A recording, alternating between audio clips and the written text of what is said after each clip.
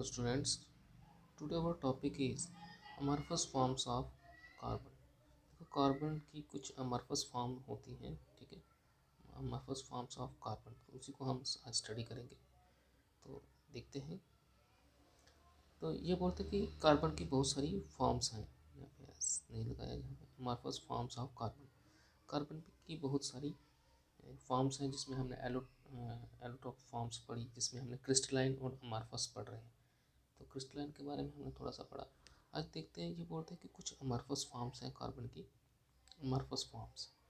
तो इसमें ये बोलते हैं जैसे हमारा कार्बन कोक हो गया, इट इज़ ग्रेश ब्लैक। जो कार्बन कोक होता है वो ग्रेश ब्लैक कलर का होता है, हार्ड सॉलिड होता है and obtained by destructive distillation. ठीक है। जो कार्बन का कोक है वो क्या होता है, अमरफस फॉर्म है। तो ये ग्रेश ब्लैक होता है, सॉलिड होता है और ये डिस्ट्रक्टिव डिस्टिलेशन से बनता है। ठीक है। दूसरा ये बोलते हैं कि हमारा जो वुड चारकोल होता है, दूसरा नंबर पे क्या है, वुड चारकोल होता है। ये भी जैसे हम स्ट्रॉन्ग हीटिंग करते हैं, किसको, वुड को हम क्या करते हैं, बहुत ज़्यादा स्ट्रॉन्ग हीटिंग करते हैं, और वहाँ पे ऑक्सीजन की सप्लाई क्या होती है, बहुत ही लिमिटेड होती है। लिमिटेड ऑक्सीजन की सप्लाई पर हम लकड़ी को जलाते हैं, तो वहाँ पे जो हमारा कोयला बनता है, तो उसको हम क्या बोलते हैं, वुड चारकोल बोलते हैं। ओके। तीसरे नंबर पे बोलते हैं कि एनिमल चारकोल। यहाँ पे एनिमल चारकोल कैसे बनता है कि जब हम क्या करते हैं, डिस्ट्रक्टिव डिस्टिलेशन करते हैं, किसकी, बोन की। जो हमारी बोन्स होती है उनको हम डिस्ट्रक्टिव डिस्टिलेशन करते हैं। तो डिस्ट्रक्टिव डिस्टिलेशन की वजह से हम क्या करते हैं, एनिमल चारकोल को बना सकते हैं। तो ये हैं कुछ फॉर्म्स। अब इसी के साथ देखो, ये बोलते हैं कि यूजर्स ऑफ कार्बन, कार्बन के कहाँ कहाँ पे इस्तेमाल होते हैं। तो देखो सिंपल सा है, इतना ज़्यादा टफ नहीं है। Graphite fibre are used for making the superior sports goods such as tennis and badminton racket fishing rods. तो ये बोलते हैं कि स्पोर्ट्स से बनी हुई बहुत सारी चीज़ें, हमारी जो सुपीरियर गुड्स होती हैं स्पोर्ट्स से बनी हुई, उनको बनाने के लिए हम इस्तेमाल करते हैं। Sports goods as a sports, किस में, टेनिस में, बैडमिंटन में। ठीक है। बैडमिंटन का जो रॉकेट होता है वहाँ पे, और फिशिंग रॉड, जो मछली पकड़ने के लिए रॉड्स वगैरह बनाते हैं, तो वहाँ पे भी हम क्या करते हैं, ग्रेफाइट का इस्तेमाल करते हैं। ओके। दूसरा ये बोलता है कि being a good conductor graphite is used for making the electrodes for the battery. जो हमारी बैटरीज होती है, ठीक है, बैटरी के अंदर हमने देखा है कि ब्लैक कलर की क्या होती है, रॉड्स बनती हैं। तो वो सारी की रॉड बैटरी के अंदर होती है। जैसे हमारा जो सेल होता है इसमें भी ब्लैक कलर की रॉड होती है। ठीक है। तो वो सारी किसकी बनी होती है, ग्रेफाइट की। ठीक है। जैसे इंडस्ट्रियल रॉड्स, इंडस्ट्री में जो इलेक्ट्रोलाइसिस करवाने के लिए जो बैटरी इस्तेमाल करते हो, तो उसमें जो रॉड्स होती हैं वो सारी किसकी बनी होती हैं, ग्रेफाइट की। ठीक है। अब बोलते हैं कि थर्ड पॉइंट है, being the highly porous the activated charcoal is used for absorbing the poisonous gas in the gas mask. ये बोलते हैं कि जो चारकोल होता है ये बहुत ही पोरस होता है। पोरस मीन क्या होता है, मान लो कि ये चारकोल, तो इसके बीच क्या होता है, पोरसिटी कैपेसिटी पे होता है। ये क्या करता है, अब्जॉर्ब कर लेता है गैसेस को, अपने अंदर जज़ब कर लेता है, जिसको हम बोलते हैं। तो पोरोसिटी कैपेसिटी है इसकी चारकोल की। ये क्या करता है, एयर पार्टिकल होंगे या क्या करते हैं, इसको क्या करता है, अब्जॉर्ब कर लेता है। जैसे हम लोग चैप्टर में पढ़ा था, सरफेस केमिस्ट्री वाला चैप्टर था, उसमें हमने पढ़ा है ये 12th में। तो ये इसकी पोरस कैपेसिटी क्या है, बहुत ही ज़्यादा है। ये क्या करता है, गैस मालिक्यूल को अब्जॉर्ब कर लेता है। तो ये क्या करता है, पॉइजनस गैस को जब हम क्या करते हैं, इसको ले जाते हैं पॉइजनस गैस के बीच, तो वहाँ से ये पॉइजनस गैस को आराम से क्या करता है, वहाँ से अब्सॉर्ब कर लेता है।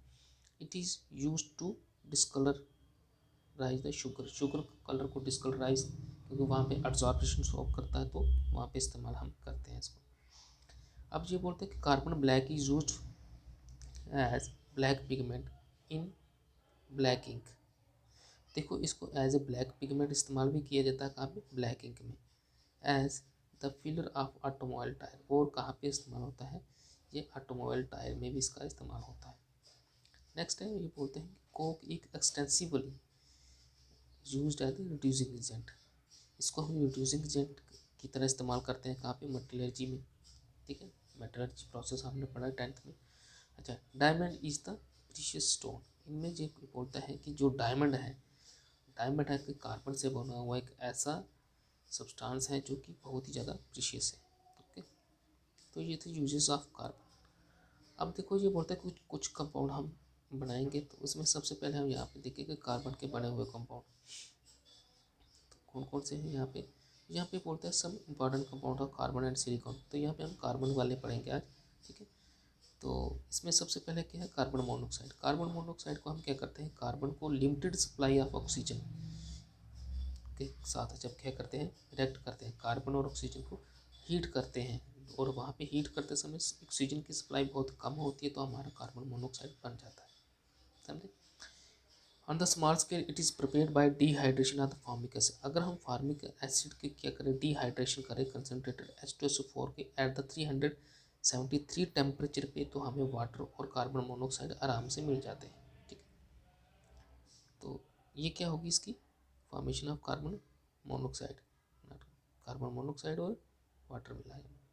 तो अब क्या है प्रॉपर्टी, कार्बन मोनोऑक्साइड की क्या प्रॉपर्टी है, तो बहुत आसान है, ज़्यादा मुश्किल नहीं। तो इसको याद रखना, कार्बन मोनोऑक्साइड होती है जो कलरलेस होती है, ठीक है, साथ में ऑर्डरलेस होती है।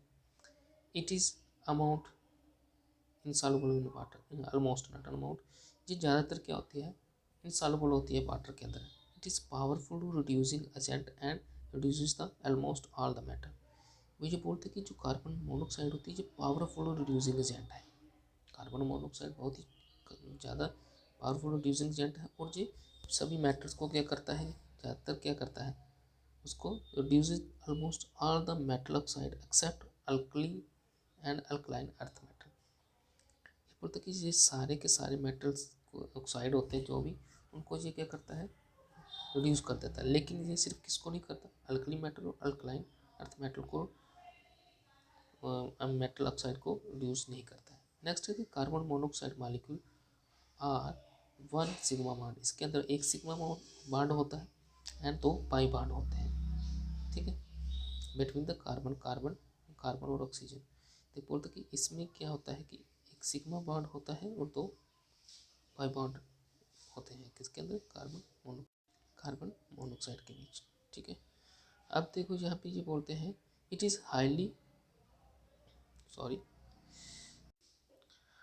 अब ये क्या है कि it is highly porous in nature. ये भी क्या होता है, बहुत ही पोरस नेचर की होती है, जिस तरह से हमारा कार्बन वो हमारा चारकोल था, कोक था, उस तरह से इसमें भी क्या होता है, हाईली पोरस नेचर का होता है। It form complex with the haemoglobin, ये हीमोग्लोबिन के साथ जो होता है कम्प्लेक्स बनाता है, which is about 300 times more stable then the oxygen haemoglobin complex, ठीक है। तो ये क्या है, हीमोग्लोबिन के साथ क्या करता है, कम्प्लेक्स बनाता है, ठीक। It prevent the haemoglobin in the blood red blood corpuscles from the carrying the oxygen around the body. ये हमारा होता है कार्बन मोनोऑक्साइड होते हैं, ऑक्सीजन के साथ क्या करता है, एकदम से क्या करता है, कम्प्लेक्स बना लेता है। उसकी वजह से ये क्या करता है कि हमारे ब्लड में रेड ब्लड कॉर्पसल्स को बॉडी के अंदर ऑक्सीजन देने से क्या कर देता है, उसको रोकने की कोशिश करता है, और इंसान क्या करता है, सफोकेशन प्रोड्यूस करता है, महसूस करता है, अल्टीमेटली लीडिंग टू डेथ। इसका मतलब कि कार्बन मोनोऑक्साइड है वो इंसान के खून के साथ क्या करता है, एक कम्प्लेक्स बना लेता है, जिसको हम बोलते हैं ऑक्सीजन हीमोग्लोबिन कम्प्लेक्स, जिसकी वजह से क्या होता है, हमारा जो आरबीसी होता है वो ऑक्सीजन कैरिंग कैपेसिटी उसकी क्या हो जाती है, कम हो जाती है, ठीक है। तो उसकी वजह से इंसान की क्या हो जाती है, डेथ हो सकती है। तो ये थे हमारे कार्बन के कंपाउंड, तो कार्बन मोनोऑक्साइड माफ फॉर्म पढ़ी हमने। तो आज के लिए इतना ही, इसको देख लेना आपने। Thank you, have a good day.